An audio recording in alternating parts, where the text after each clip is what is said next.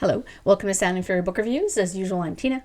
Today I'm doing a book review of The Villa Once Beloved by Victor Manibo. This is a gothic horror, kind of, from Erewhon Books. It came out November 25th, 2025. I received this audiobook arc from NetGalley in exchange for a fair review. And yes, I'm wearing the same outfit and I have the same wet hair as my previous video this week.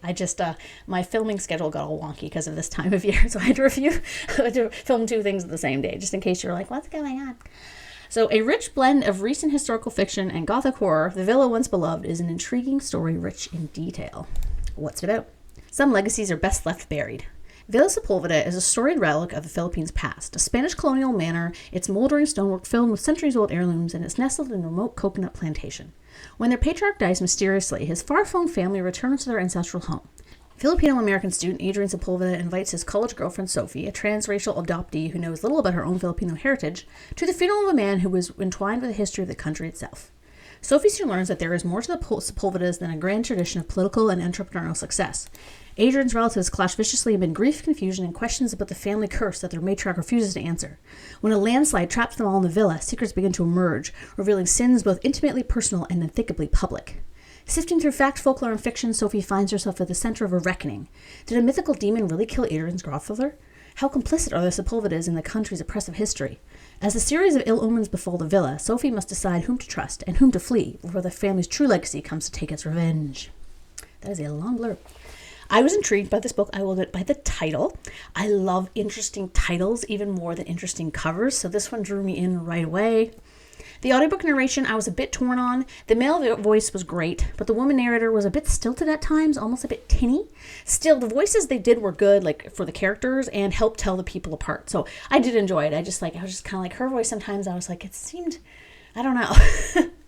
The book itself is really good because it blends cultural myth with real history, which serves to ground the horror elements in reality. That being said, the book is more gothic than scary. There is some scary stuff, but most of the horror comes at the end or is more of the result of the real-life crimes.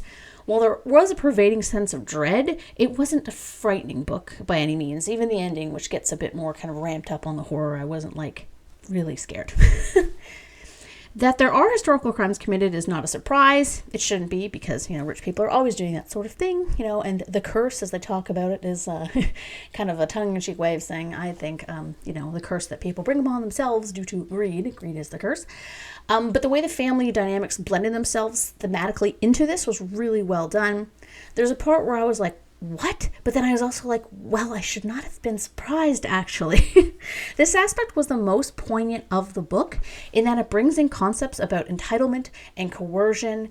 And yeah, it was that part. It's funny because the whole book, the whole time I was wondering, I was like, I really hope this doesn't go in that direction because, it'd be a hopeful ending in that way. But then I was like, nope, you never get good things. We never get nice stuff.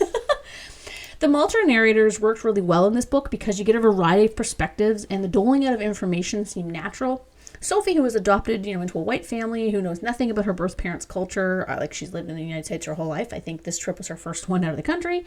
As such, her, like me, who only know a little bit about Filipino history, and I'll be honest, I learned about it more recently because of the book The House of Monstrous Women I reviewed a few months back.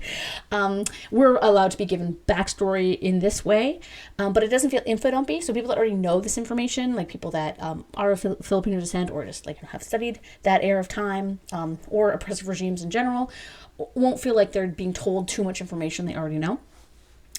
There's also an expat character and then this woman who has lived there her whole life. And so it's interesting to get their perspectives as well as kind of someone who's more ingrained in the history and had a history itself with the villa and then someone who's been at the villa forever. So it's it was a really good way to do it. Those kind of three main perspectives. And then you get little perspectives here and there from other characters as well. So yeah, this book was just kind of really well rounded in that way and it was very immersive.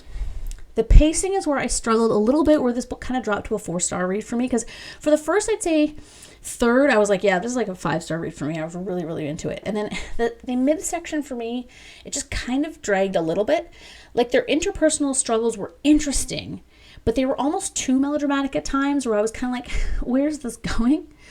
The gothic and horror elements came in spurts rather than were consistent, which lessened the tension in that regard for me. It can be from loving the book, but I will also say this book is really, really good, especially if you're interested in or are from the Philippines. If you love different takes on Gothic horror, if you enjoy a dysfunctional family, for sure you'll enjoy this, and you should definitely check it out. There's great LGBTQ plus representation, which I wasn't expecting. That was awesome. And the characters are really interesting, and none of them feel kind of like over the top. Even though their family dynamic was a bit over the top, they as people did feel realistic. And I think at the core of it, that's what helped the aspects of the story that were rooted in real life feel real, because the people of the impacts it had on these characters that felt real, if that makes any sense at all. So yeah, thank you so much to NetGalley and to the publisher for the audiobook. Yeah, I really appreciate it. It was really good.